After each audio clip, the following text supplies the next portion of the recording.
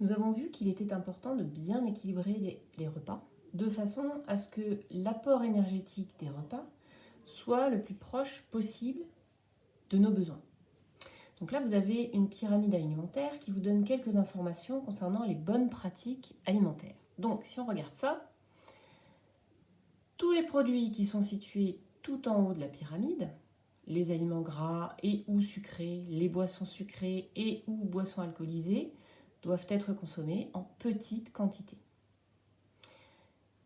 Les matières grasses ajoutées, c'est-à-dire le beurre ou l'huile qu'on utilise pour les cuissons ou qu'on rajoute pour le beurre dans les pâtes par exemple, voilà, tous ces aliments-là doivent être consommés modérément et surtout en variant.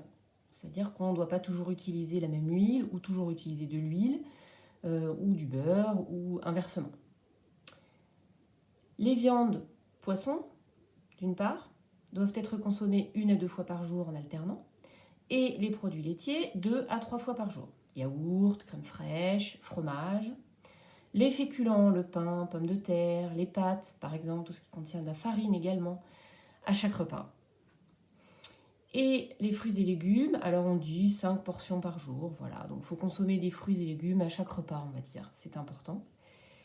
Et enfin, les eaux et boissons non sucrées. Alors en particulier l'eau, qui est à consommer à volonté, puisque les boissons non sucrées telles que le thé ou le café, on ne peut pas vraiment dire qu'elles soient consommables à volonté, puisqu'elles contiennent des substances comme la théine ou la caféine qui peuvent avoir des effets néfastes, même si là il ne s'agit pas d'apport énergétique. Donc ce sont bien des boissons qui n'ont pas un apport énergétique, mais qui par contre peuvent avoir d'autres conséquences. Donc la boisson qui est à consommer à volonté, c'est bien l'eau. Voilà. Alors bien entendu, ces pratiques sont à adapter à nos besoins, qui eux dépendent de notre activité physique. Quand on pratique un sport, alors c'est vrai qu'en ce moment, le sport, si vous avez un jardin, vous avez la chance de pouvoir le pratiquer, mais je vous rappelle aussi que vous avez les super vidéos EPS de vos professeurs qui sont mises en ligne tous les jours, sauf le mercredi, sur la chaîne EPS Jaza, donc allez-y, ça vous permet de faire du sport à la maison. Mais en règle générale, vous pratiquez un sport, donc ça peut être du vélo, de la natation, de la marche à pied, juste le fait de bouger plus d'une demi-heure par jour, de la course à pied, du ballon, enfin bref, vous avez tous les sports possibles. Quand vous pratiquez un sport, donc vos besoins énergétiques augmentent. Il faut donc à ce moment-là manger des aliments qui ont un plus fort apport énergétique que lorsque vous êtes en mode détente, devant la télé, devant la console, dans votre hamac, à lire un bouquin ou juste à vous reposer, et même quand vous travaillez. Alors attention, ça ne veut pas dire que toutes ces activités-là ne consomment pas de l'énergie. Vous avez quand même besoin d'énergie pour faire tout ça. Même pour dormir, vous consommez de l'énergie. Mais la consommation est moins importante que quand vous faites une activité physique. Dans l'activité 2, on a vu justement que Jonas avait bien des apports énergétiques à chaque repas. Donc lui, il y avait 4 repas par jour puisqu'il prenait un goûter, mais qu'il avait bien des dépenses énergétiques toute la journée, et même la nuit en dormant. Alors on s'était demandé comment c'était possible qu'en ayant des apports que 4 fois par jour, il puisse dépenser tout le temps. Alors tout ça, on le voit parce que, en fait, à chacun de ces repas, les aliments qu'il consomme, comme ici cette pomme, sont digérés dans le tube digestif, donc ils passent dans les différents organes du tube digestif. Alors tout ça, ce sont des choses que nous allons voir bien en détail l'année prochaine en 5e. Mais vous voyez, vous avez déjà quelques petites notions là-dessus. Les aliments descendent dans l'estomac, ils subissent l'action des enzymes. Et surtout, la digestion, le principe, c'est de couper nos aliments en toutes petites particules, beaucoup plus petites, qu'on appelle des nutriments.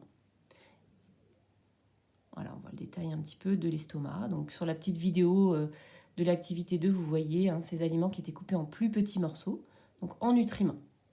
Quand ils arrivent au niveau de votre intestin grêle, ces nutriments vont passer dans votre sang. C'est ce qu'on appelle l'absorption.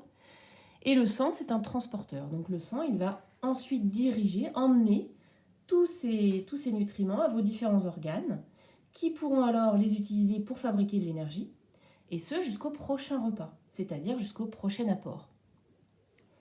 Donc c'est comme ça que Jonas pouvait n'avoir que 4 apports par jour et néanmoins avoir une activité, en tout cas une consommation d'énergie toute la journée.